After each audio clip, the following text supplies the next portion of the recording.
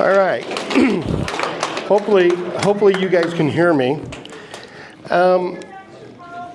Quickly, this is, like he said, this is part 2 of a 3-part series.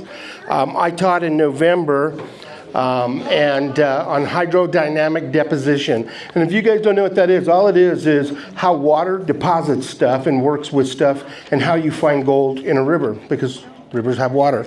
And so this is going to be the second half of that, which is uncovering the pay layer. So just quickly, my name is Phil. They call me Papa Phil.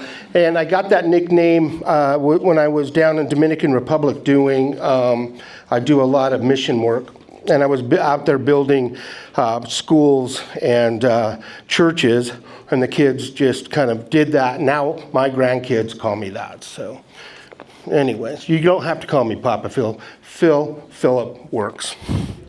So just by a quick show of hands, how many of you guys seen the first part? Hydrodynamic deposition, applying physics and fluid dynamics to better understand where gold is deposited. How many of you guys did not see it? Seeing how this is part 2, you guys are screwed. No, I'm just kidding. So I'll do a quick brief. We will be putting a professional video together and putting that on the web, because there's a lot of good stuff. One thing you will learn about me is, 1, I talk really fast. 2, I like to stuff a lot of stuff in a short amount of time. I did a 4-year course on physics and fluid dynamics in 45 minutes. Okay? So hopefully we can get through it. Part 2 is reading the strata, or uncovering the pay layer. And then part 3 would be geology and topography, discovering the best conditions to find gold. And obviously you can see from that, I do like my words. Okay, so part 1 recap. This is what we learned. We learned applying physics and fluid dynamics to better understand where gold is deposited. So my whole philosophy is I don't want to just go and have some basic ideas and say, oh, gold's always found here, behind a rock or behind the inside curve. I want to know why. So I decided I went on a journey and applied all of the knowledge that I had in science and used physics, started with Newton, and applied some physics and found out some incredible things about gold and how it reacts in the river. I then built a 3D model so that I could prove that. And then 2 weeks ago, me and a gentleman went up to the claim, yes, in ice and snow, and dredged, and for the first time I showed him, use these principles. We went to a place that was mined quite heavily, and we did very well. So hopefully we can do that. We're going to teach you guys. So Newton's 3 laws of motion, basically I'm going to break it down. Newton's first, second, and third laws is what we talked about. Newton's first law basically says it's the state of an object. And it says that an object wants to maintain its status. So if it's in motion, it wants to stay in motion. If it's stopped, it wants to stay stopped. And once it's in motion, it goes in a straight line. So that's how satellites stay in space. They don't need inertia, they don't need fuel. They're continually moving in space because there's no friction or secondary forces that pull them out of orbit. Okay? The second law of Newton, so if something's in motion and it's going to take a straight path and it's going to take the path of least resistance, the second law says that there are forces that can move it outside of its path. And that would be a force is something like gravity or friction. Right? If you like to play pool and you hit a cue ball and you have spin on it, obviously it doesn't go in a straight line. You can control that cue ball with a little bit of friction. And the third law says that an object can also move it out of the way. So if I'm going in a straight line and I hit something, I can divert. And that's what happens to gold. Gold has a path. It will always travel in the river every time. I can go to any river. You can plot it out, and I can find the path, the preferred path, every time. Because science says it's going to happen unless those second and third laws come into effect. I call it the preferred path. I'd never heard of it before. So I built a model, I went out and I tested it, and it works every single time. Okay, so if I tell you there's a preferred path that gold will travel down a river every time, that's probably pretty good knowledge. It's probably worth your to go back and see part 1. I go into real depth with it. So the preferred path. In a nutshell, gold will travel the shortest distance between 2 points, traveling from inside bend to inside bend, unless forced off the path by something else. Okay? So the inside bend of a river to inside bend, that's the shortest distance. It will always go from inside bend to inside bend, and it'll skip down that river every time. Now, applied science has order and is repeatable. It does not exhibit chaos. And what I mean by that is, if an object is forced off its preferred path, let's say I'm the gold, I'm going down, I hit a rock, and I move outside that path. I want to be there, but now I'm moved off that path. I don't reestablish a new path and wander over here. Literally, physics will put me back on that preferred path, and eventually it will correct itself, and I will be back in the same path. So as long as you know what that path is, you know that gold will always travel there. So I want to elaborate on it because I didn't get to spend too much time on this last time. So here's my path. And what I did is here, I took this river, here's a picture of it. And by the way, this is actually a geological survey in Canada where they used gravity or the weight of things to determine their placement in an actual river. And what I did is I drew a line and I said, here's the inside bend. By the way, an inside bend is anything that pushes into the river. An outside bend would be anything that pushes away from the river. Does that make sense? So that's an outside bend, that's an inside bend, outside bend, inside bend. And you notice the red lines are the preferred path. The green lines are where it's forced around that curve. So it goes from inside bend to inside bend to inside bend to inside bend to inside bend to inside bend, and then so on. If it hits this quartz ledge or this dike, the green means it's going to be diverted, right? So I can find it anywhere during that path.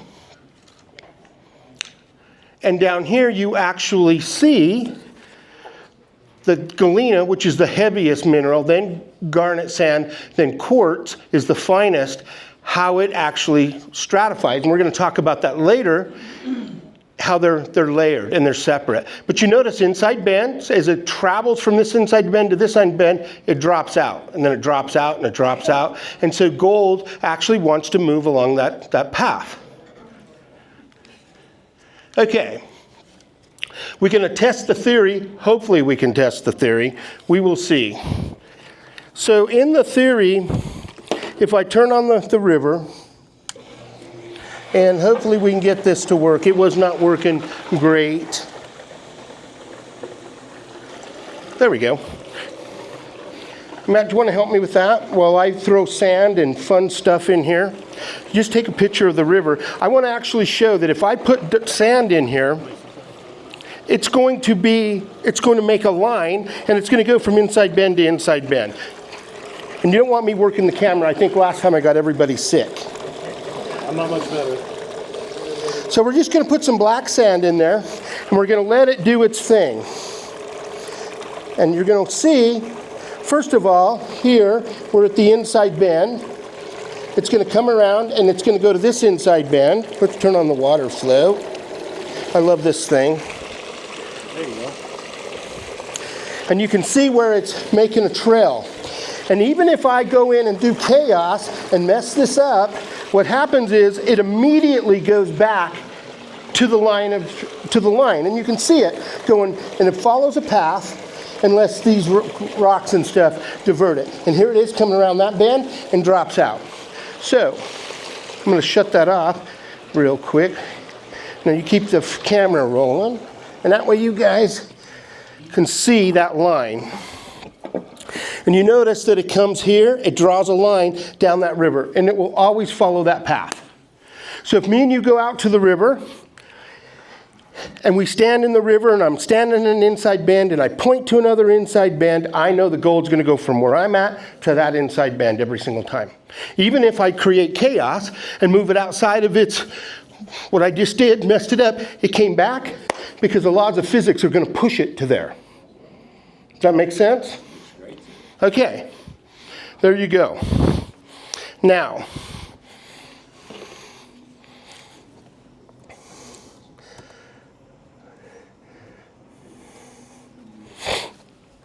yeah, I just kind of clipped it up there. Okay, so we tested the theory, and it's not just enough to know that the gold's going to travel, because if we're using hydrodynamics, things will make it change and make it move, and how it actually works. And so Bernoulli's principle is what we went to next, and that's principles of fluid dynamics. How do things act in water? And how does water act on objects? All objects. The condition of the moving water affects how objects move in fluid. That's basic, right?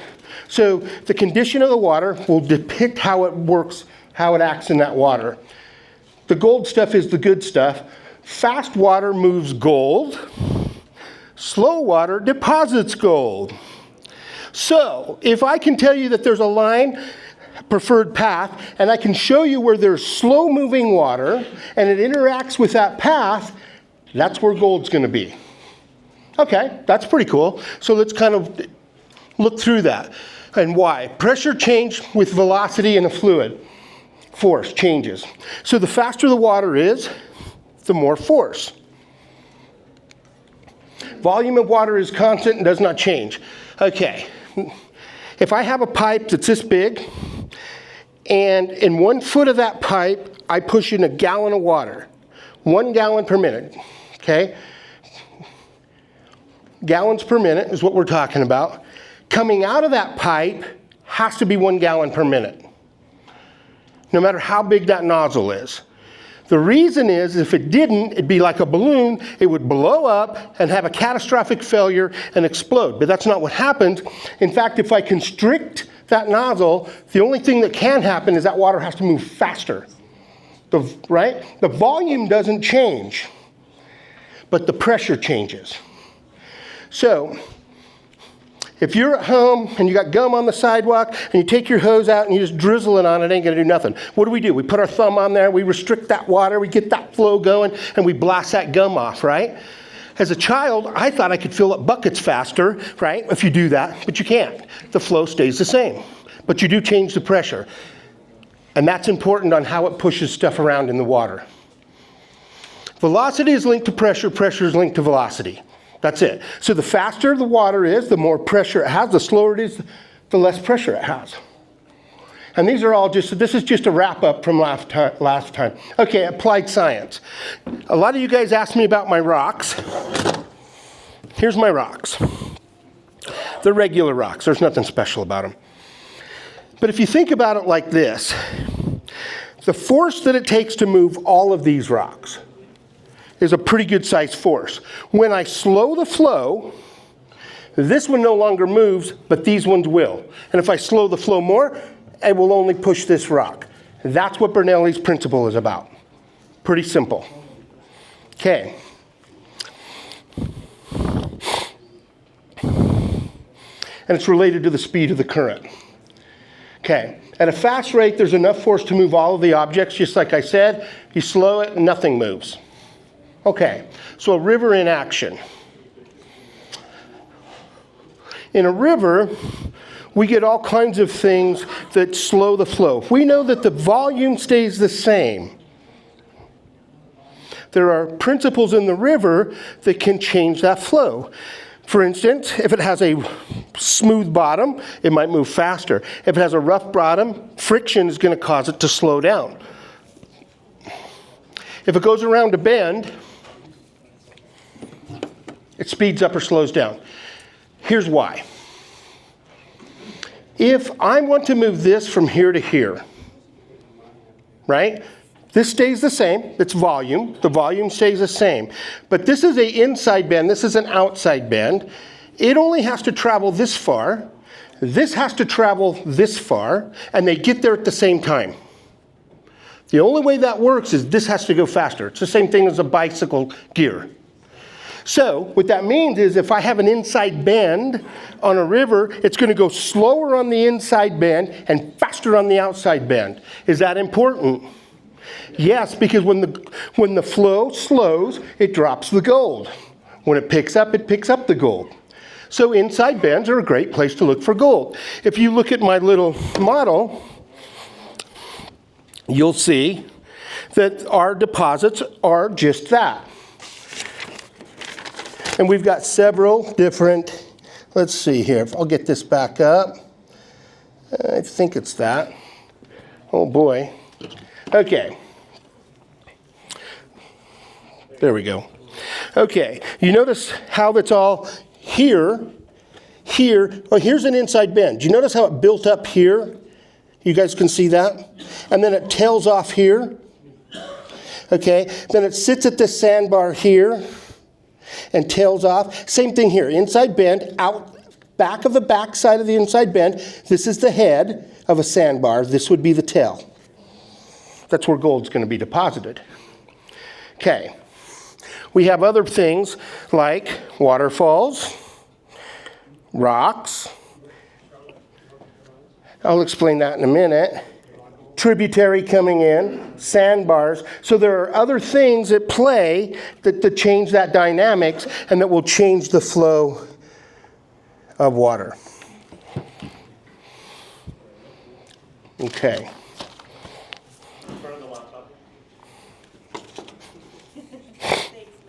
Okay.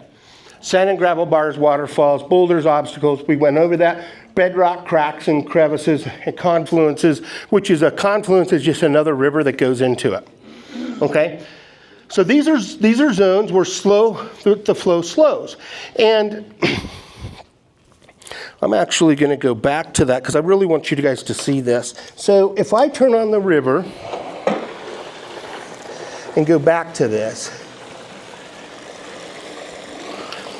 Okay.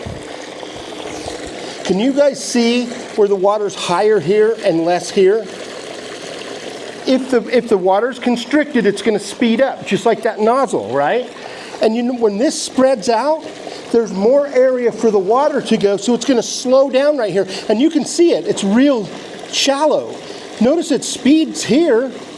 It speeds up here where it gets narrow. And you can actually see by the texture of that water that it has different flow rates. The volume stays similar. So if I'm looking at this river and me and you're out there deciding where we're going to go, I can look at this and see the low pressure zones or the low flow zones. I don't like to call them pressure zones because it's not really true. It's actually opposite. It's actually a high pressure zone. But anyways, hopefully you guys can see that and understand that you can actually see it in motion. If it narrows, the water's going to be faster. If it spreads out, it's going to be slower. If it goes around a corner, it's going to go slow. If it goes on the outside bend, it's going to go fast to catch up. Okay. This one is going to blend into what we're going to talk about today, and it's the coefficient of friction. And basically, we talk about surface area and how it affects the inertia. And 1 inch surface, so if I have something that's 1 inch surface area and it weighs a pound, it takes 1 psi, we've all heard of psi, it takes 1 psi to move that. 1 pound to move 1 pound over 1 inch surface. If I have something that's 10 inches, so it's 10 pounds, it doesn't take 10 psi to move it because I've got 10 surface areas of 1 inch to move that. It takes the same 1 psi to move that boulder. Now, the only difference is the friction of that boulder is going to keep it from moving. Okay? Size matters. Dang it. I'm just going to say it. Size matters. Now, all of us have heard this saying about big rocks, big gold. So I heard this saying when I first started this, and I kept, every time we went to a boulder field, I told my buddy, I'm working the boulder field, big rocks, big gold. That's not true. That's not what it means at all. Not at all. Because if that boulder's not in the line of preferred path, there's no way for the gold to get over there unless it was diverted. Okay? That's not what that means at all. What it really is in reference to is the bigger the cobble or the debris, the bigger the gold. Okay. That's pretty cool. And we're going to kind of work through that. Objects travel with similar objects. They're defined by size and weight. So if I have something that weighs 10 pounds, it's this big, and a boulder that weighs 10 pounds, it's this big, they're going to travel together. Because the same inertia that takes to move one will take to move the other. It's important. Apply the science. So here we go. Here's my gold. Maybe. If I can get it out of here. Obviously, you can tell I don't have a drug addiction because I can't get into this little damn envelope. Okay. Typical, sorry about that. It's like too soon, Phil. Okay. Here you go. There's my 3 nuggets. And if we did the thing with the flow, and we were like, oh yeah, big flow moves everything, smaller, smaller, smaller, then a small flow, and then would move these, right? No. Because they weigh so much, and they have so much smaller surface area. This has 1/100th of the surface area of this. So let's put these in order. If I'm looking at this rock and I have enough water flow to move those rocks, where do I put my nuggets? Ready? That nugget moves with those 2 boulders. This nugget runs with this boulder and this boulder. On this bad boy, it'll move your car.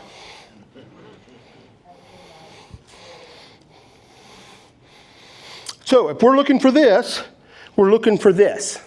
If we're looking for this, we're looking for this. We're looking for this. Now, here's what's important about this. Utah doesn't have any gold that size. Therefore, if I'm digging in cobble this big, I'm wasting my time. Okay. Oops. I started over. We'll get to it. All right. Sorry. There we go. Now we're to where we're going to be. This is the new stuff. Reading the strata. What is strata or stratum? It's a series of layers of rock or sediment in the ground. Okay? I love this. Stradivarius, Stratocaster, Stratosphere, Stratum, Stratified. You guys can tell that my mom really did give me that Encyclopedia Britannica for my birthday when I was 6. So what do these have in common? Stradivarius is a violin. It was the best violin ever made. It's so clear and so precise that they say that there is no blur between the notes. Yes, sir. If you guys are going to go out on a creek, go out there when the spring runoff, when the creek is at its highest flow. When the creek drops halfway on its flow, you'll know where things are starting to get the. That's right. And I've got some pictures of that, Phil. By the time you go out during the summer, you'll pretty much know 90% chance of where you're going to find. That's right. Gold, and that's what Phil is pretty much. Yes. So what I'm going to do is I'm going to show you how to read that without being there in the flood zone. Okay. So Stradivarius says that if it was so good, right? Oops. I did it again. I don't know what I keep clicking. Okay. I'll get back. Sorry, guys. I am like all over this thing. Me and it are having a thing. Okay. So, we're going to go over all this. This is good stuff. It went right to the last of my slides. So I did have pictures, Phil.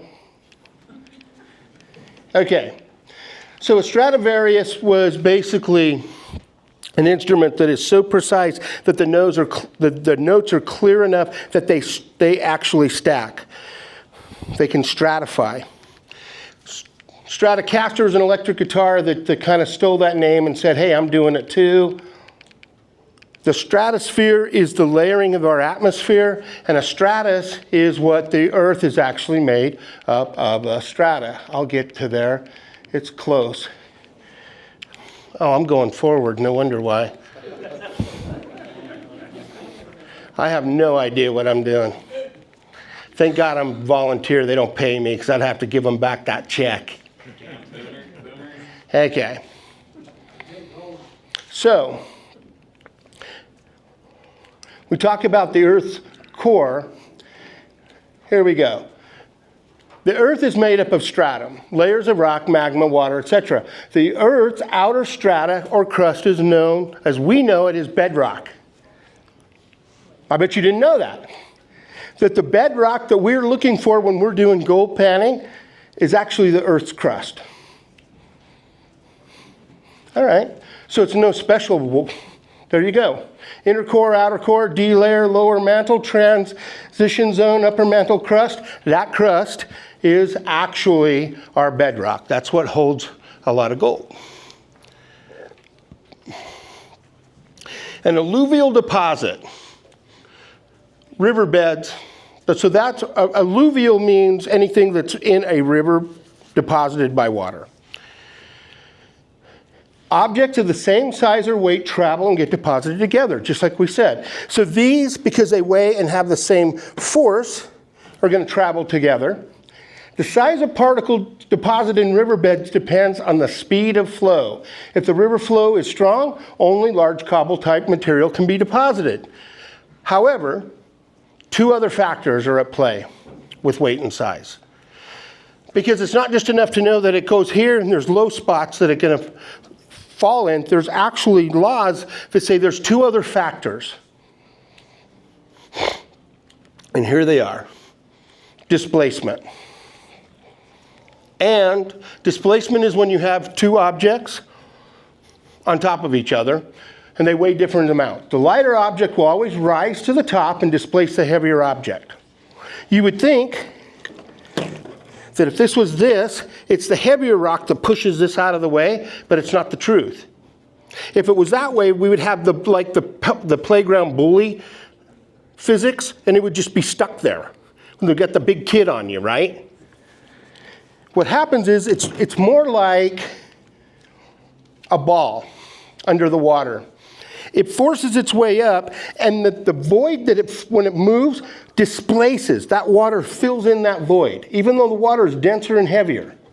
So it's the displacement that causes that ball to rise. And when we're doing gold pans and all of our equipment, that's what's happening. That's also what happens in rivers.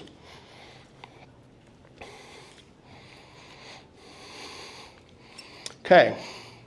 Filtration. This happens in nature as well, and filtration is really like when we use a classifier. A classifier only allows smaller material to fall through. It filters it, leaving the big stuff on top. In nature, it does it too.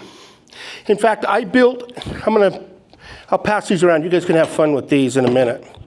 I built a big one of these, huge, so that I could show you guys how displacement works. But this effect actually took over, and it shook so much that the bottom almost became cement, and it was a catastrophic failure because filtration the top layer would stratify beautifully. That bottom layer filters and turned into hard pack, and I couldn't even, it was ridiculous, right? Okay. Smaller objects can filter down between the gaps. So if you think about it like this, if these were stacked together, I'm going to come around here so everybody can see. If these were stacked together, this little gold nugget has plenty of room to work its way down. And so over time, filtration will filter, even though it was deposited with a different layer, it can filter down to another layer. Filtration is how I determine how long gold has actually been deposited. That is the key to knowing not when, but how long it's been deposited. The longer it's been deposited, the lower it goes. It takes a long time for gold to make its way down to bedrock. See, the old timers had it easy. They dug to bedrock. They had a 1,000-year flood. Nobody had touched it. It's going to be there. It took 1,000, 10,000 years to get there. We don't have that luxury. Okay, how it relates. When we use a gold pan or sluice box, we're mimicking nature and the laws of physics. We suspend all the material in a turbulent flow, along with heavy materials and allowing heavy materials to fall to the bottom.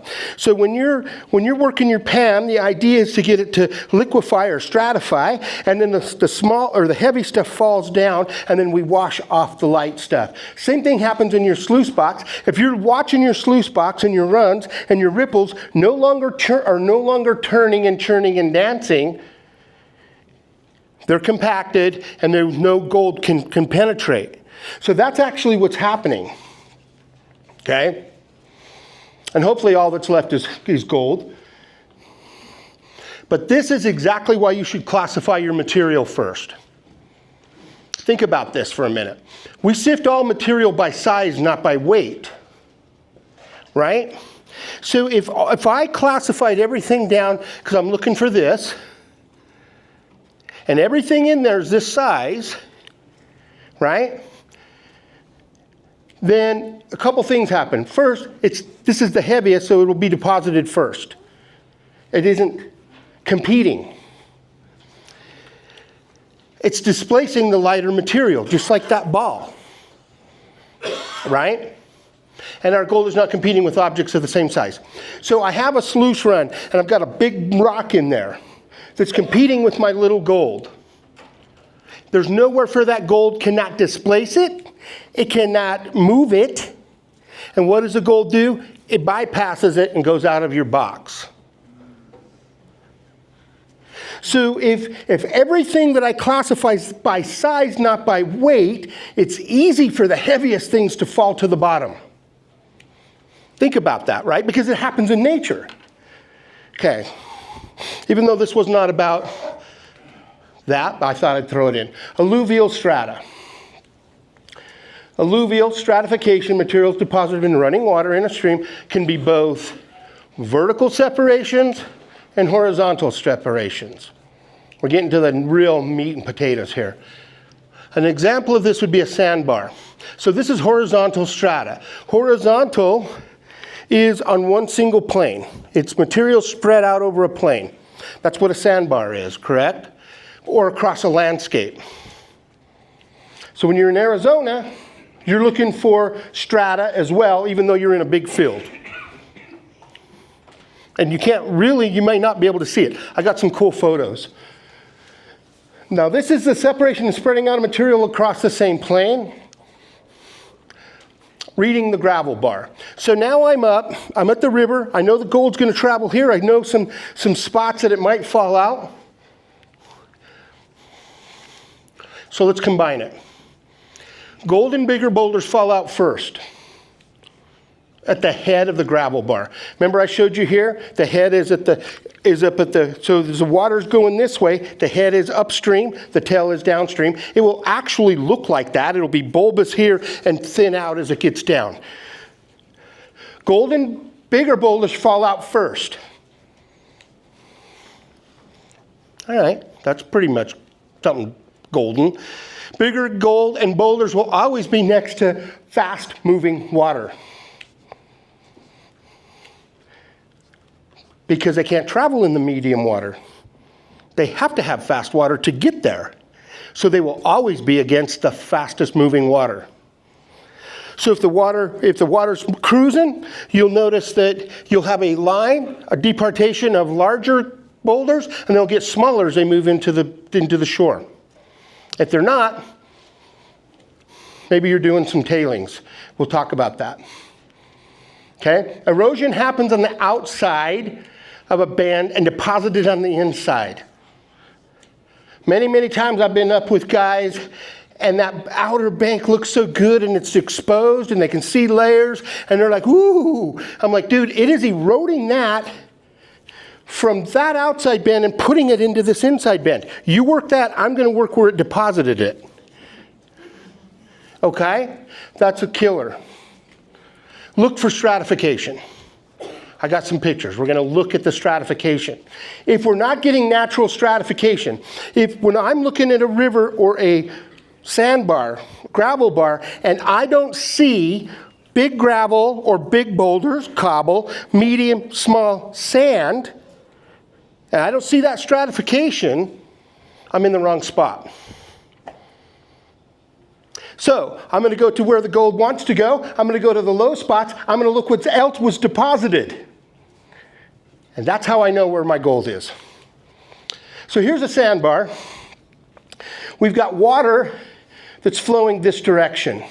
But if you notice something, because it's depositing on, here's the head, here's the tail. This is, on this inside bend is the large gravel. And you notice as it gets away from the flow, it gets to medium sand and then just overburden, like dirt. You can see it's naturally stratified. This has never been worked. Because when I put it back, I'm not that clever. I throw it all in the hole. Okay. This looks confusing. I've been here many times, places just like this. But I'm going to show you something if you really look, watch. See here? We've got a line of boulders here, then it drops off to this area. Then medium gravel, small gravel, and as it gets away from the water flow, it gets smaller and smaller and smaller, right? That's one flood deposit. Here's another one. Look at this. There's big gravel, and it works the same way, where you got large rocks against the water, and as you move out, it gets smaller and smaller. What's happening there is you've got two different flood situations that have caused two different deposits. How do I know that? Because the water that moved this material cannot move these. It's impossible. So if the water that could move this debris can't move these, they were put there at another time. All right. Here's me and Jeremy up at the claim. I asked, want to know if it's cold. You want to know how dedicated we are. I did not want to go, but I promised him I'd show him this technique. So this is right off of the parking lot. You literally go to our sign, you walk down the thing, and you're there. 100,000 people have probably mined this. And I tell Jeremy, look, go to this gravel bar. Here's the head, here's the tail. You notice there's heavy rocks here, and I got a close up, and they get smaller as they go. I told him, nobody's worked that, because nobody's clever enough to put it back. He removes 1 feet by 3 feet by 3 feet, right where I tell him, in between the large rocks, these rocks that are against the water. Large rocks are going to be against the water, and you notice that it stratifies out. The further it gets away from the water, the smaller the material gets. That's how I know that it was natural. And I tell him, go here in between the big rocks and these rocks and dig. And that's where he dug. And out of a third of a yard, he got $70 worth of gold. Which if you're up at, I don't know, like the Klondike, Parker Schnabel, they're due $20 a yard. Now, the difference is, this is $240 a yard. The difference is I'm not moving an entire mountain. And you think it's important, now that I'm on the show, here's what's important. If all I know is an aerial view and say gold's going to travel here and it's going to drop out there, if I don't know how to get to the pay layer, I'm in trouble. So Rick removed 140 feet of overburden to get to the gold layer. 20 miles away, Parker Schnabel removed 25 feet, and up the road at a mine, their pay layer was above where they were working. Now, I don't know about you, but I am not moving 140 feet with a shovel. I will never get to that gold. I don't care if I know it's there. I will never get to that gold. So it's important to know that. Okay, here's Arizona across the landscape. This would be a strata in the landscape. Now, across here, you can see they started bulldozing it. But there's a rust layer, a Gothan layer that goes through there. Very, very rich in gold. Heavy mineralization, you wouldn't know except for looking at the soil, you can tell. So stratification can happen with size, also color, and rock type. So it's not just this, right? Here's another one. This is really actually pretty cool. So this is Nevada, and you've got an old riverbed with gravels. And you know that it's a riverbed because gravels are round. River rocks are round. They're not. This has been in a river. Then you've got quartz.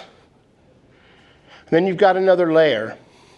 And so you've got one layer here, one layer here, one layer here. And that landscape strata, you're going to find gold in that layer. So, and you can see it by color and by type of stone and rock. Okay. There's also vertical strata. An example of this would be a riverbed and riverbanks. Vertical strata is the stuff that goes this way. So if it deposits this way, it can also deposit this way.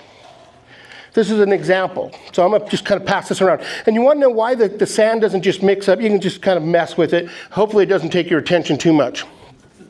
Why does this stay two different colors? Because they're two different weights. The white sand is lighter than the blue sand. They'll never mix fully. Okay. And it's a vertical strata that happens in there.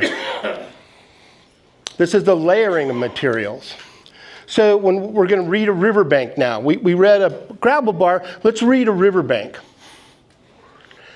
1,000-year flood, a turbulent flow, and everything was washed out to the bedrock. And that's typically what would happen. So when you get a 1,000-year flood, like Phil says, it's so crazy, everything is uprooted. Scouring. Everything to the bedrock, to the crust of the earth, is removed. As the water slows, this is deposited, the big stuff, with the big nuggets. As the water continues to slow, it builds layers. All right. And it's built up. That's what it looks like. So if you're mining that river, God bless you. That's what it takes to move nuggets this size, guys. This size. That's the kind of water flow that it takes to move this much gold.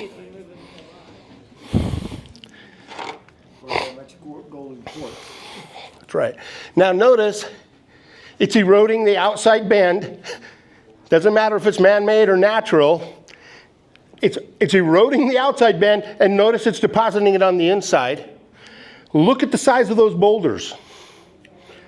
That flood is moving gold. I can't work it until it settles down. That thing is moving gold. If it can move your car, it can move a nugget. That's the rule. It's on a t-shirt somewhere. This is actually the water has subsided. Look, the debris field. It was over the bridge. This is a 1,000-year flood. This is the kind of stuff that removes everything and starts over.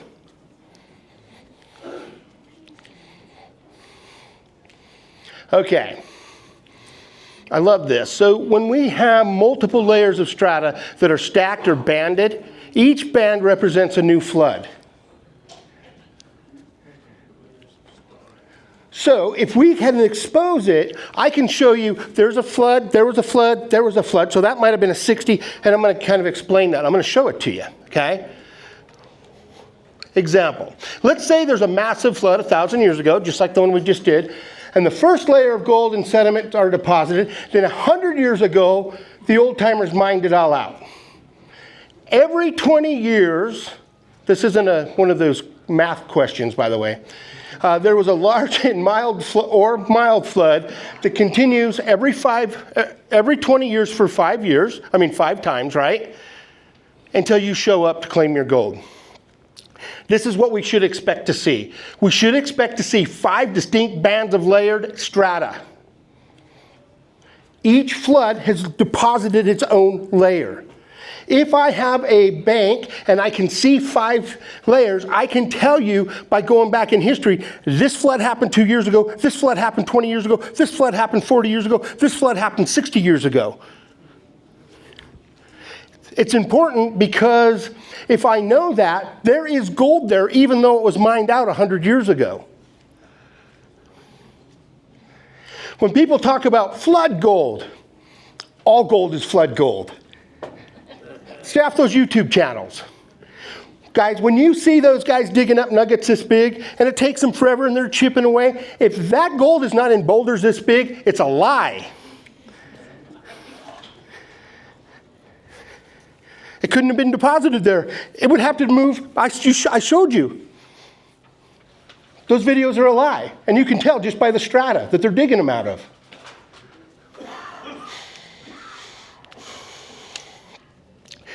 Here's why. Because the new flood is not strong enough to remove everything down to the bedrock. It can only remove the top layers. So it removes what it can, then redeposits.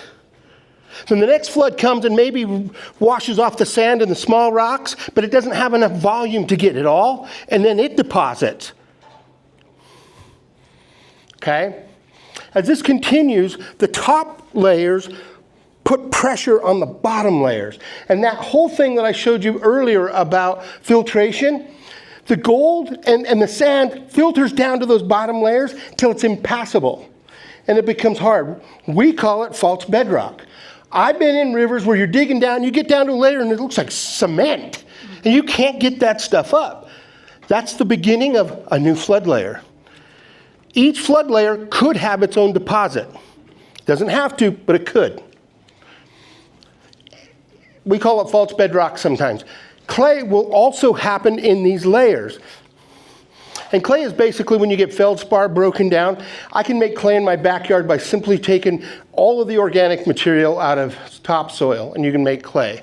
That clay then will deposit. Gold has a hard time going through it. If I know that and I see that strata, clay is a great strata to be looking for. Okay, my bank. Here, you guys see it? Whenever bigger rocks are on smaller rocks, you know this was a different flood layer than this. Okay? If you look at this, it even has a different color. It has more mineralization. Does that make sense? Look at this. Then it has its own sediment layer, which is sand, then another one on top of it. And then another one up here. 1, 2, 3, 4, 5 different floods. This is my 100-year flood model that I just told you about. I would expect to see 5 layers of flood. Interesting is, this rust layer will probably have gold. This layer will probably have gold. And you notice that there are hot rocks in here, heavy mineralized rocks. Here's something interesting about this particular flood. This flood here was not as violent as this flood, and it lasted longer. How do I know? There's more medium-sized material. It's deeper. This is very shallow, but look at the big rocks that it moved in this flood. This flood was a lot more aggressive. If I know that that mountain has bigger nuggets, that's the pay layer. I'm not going to dig all the way down. That's the pay layer I'm looking for.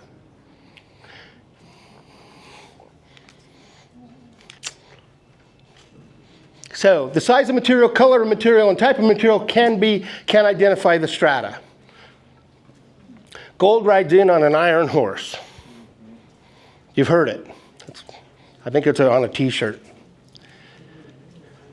So gold will oftentimes be found with Gossan deposits. A Gossan deposit is basically iron-rich deposits, mostly often created by iron pyrite or iron sulfide decomposing.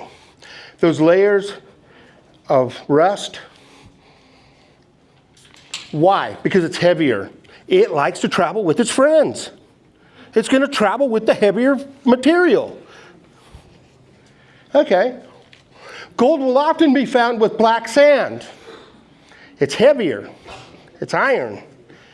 The coarser the black sand, the bigger the gold. And garnets and diamonds. The coarser I dig it up, I get black sand, I get micro black sand, I get micro gold. I'm looking for coarse black sand, I'm looking for coarser gold. If I can get onto the black sand that's coarser, and I know that the small, minute black sand has gold in it, the coarser black sand will have bigger gold because they travel with their friends. Gold can be found with ironstone or hot rocks, a brown crusted colored, very heavy stone containing large amounts of iron ore. Arizona. Heavy mineralization can change the color of stone. This is interesting. You can have a light-colored serpentine rock or schist. Those of you that watch a lot of videos will know, have heard that word. And it's really serpentine. It's a type of magmorphic rock. And what'll happen is you'll get this color, and then it'll change color, even though the rock's the same. Because as it was being formed, it's pulling up more mineralization. So you can get a higher mineralized, and it can be, that strata can be determined by how much mineralization. Heavy minerals, heavy gold. Okay. That band, that's what I'm talking about. That band of rust, that's what I'm talking about. You notice that in nature, big rocks next to the water, they get smaller, smaller, smaller until they get to the sand layer. Then there's a heavy deposit. Then there's look at all this hot rock. There's probably 2 or 3 floods on that right there. It's important, especially if I know where what my flood zones are and how often my area gets worked. Okay, so we were up in an area that gets worked a lot. I had a flood 2 years ago. He got that off the top layer. Why? Nobody's worked it in the last 2 years. That's why. It was deposited with the last flood that we had 3 years ago when I went up and rebuilt the roads.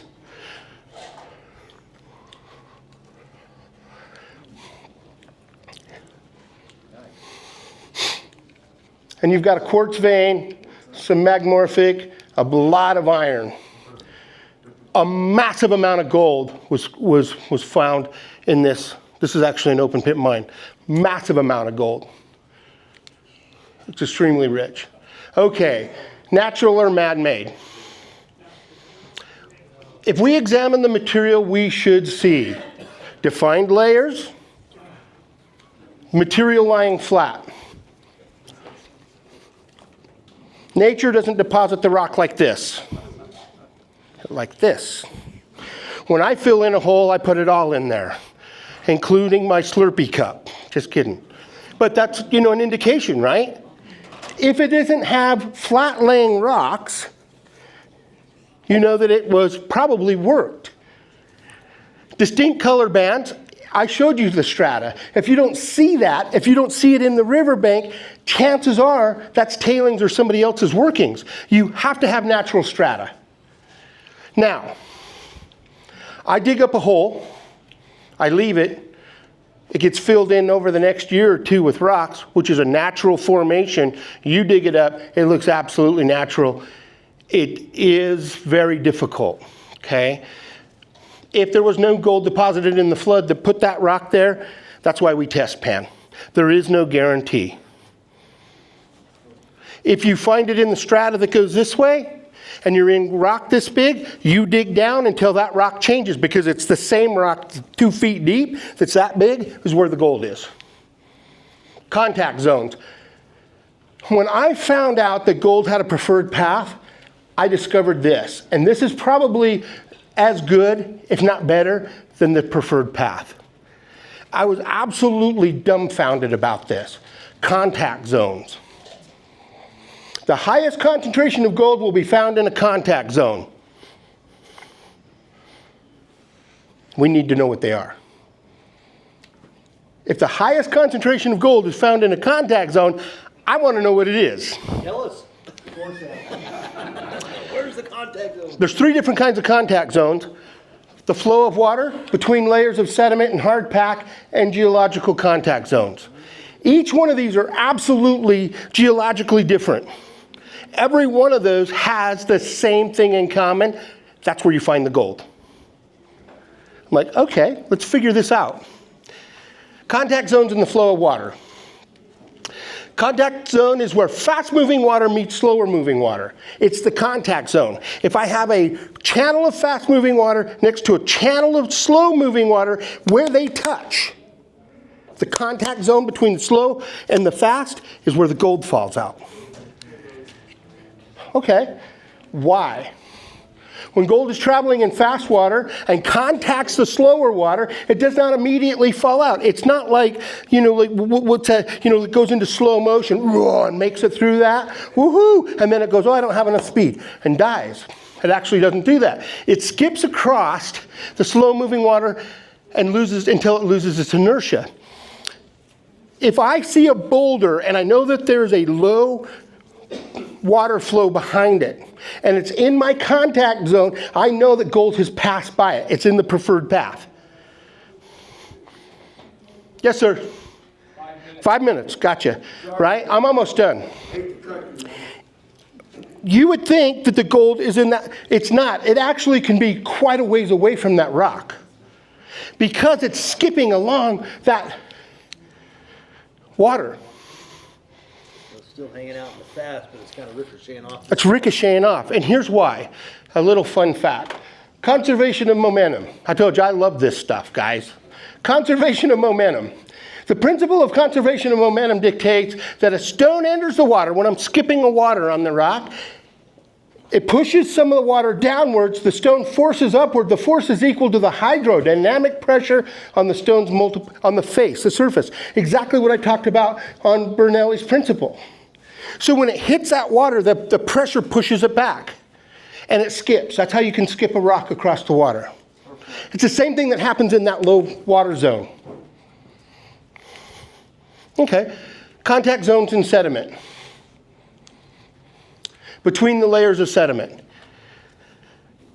On the bedrock, on the false bedrock, in between the big rocks and the small rocks, in those contact zones, where the big rocks, medium rocks, and small rocks on that bank, between the big rocks and the medium rocks, is where most of the gold's found. Each layer of strata can be a source of its own pay layer, where each layer contacts each other. Geological contact zones, where one type of stone deposits intersects another different stone type. I'll go quick. Gold loves to hang out with quartz, and here's why. An example in California, foliated rock or slate contains contact serpentine. So you got slate rock and serpentine rock, where that fault is where all the gold in California was found. In fact, 20 of the largest gold deposits ever found, 19 of them were in these zones. Why? Because as this fault moves and this fault moves, there is a gap between them. And as that magma pushes up that quartz and that liquid gold through that crack, it cools and builds up and makes a vein of gold and quartz in between. It's in the contact zone. And I thought that was pretty interesting, that the same thing that's happening in the water is happening in a geological state from the Earth's core. And I thought, that is nothing. I mean, if you know that, you're going to find more gold. And here's our wrap up. Gold has a preferred path. Gold will only be deposited when the water changes flow, slows down or speeds up, right? It takes a flood event to move the gold. Gold travels with similar objects. Gold will be deposited in the contact zone. The depth of the gold will be determined by the time of material. So if it works its way down, and it's all the way down to that false bedrock or bedrock, you know it's not been worked in a long time. And that is a wrap.